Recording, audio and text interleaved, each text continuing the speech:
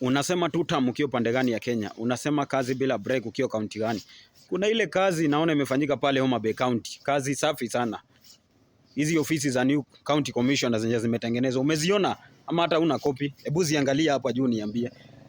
Ofisi zimetengenezwa zikatengenezeka. Ona hizo ofisi.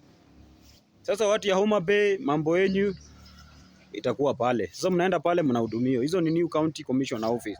Ona vile zimetengenezwa vizuri. Tulisema kila county ni kazi. Tulisema serikali inafanya kazi. Mzaa tuliachia watu ya upinzani. Hao ndio wana kazi. Kazi ni kuzunguka tu. Ona hizo maofisi. Barabara ile ya Gotrabor yenye inateremka mpaka pale Homa Bay Pier. Mpaka pale Kona Kodoyo inapanuliwa na inawekwa lami. Hebu angalia. Hii yote ni Homa Bay County. Bado hata sijaongelea mambo ya affordable house huko.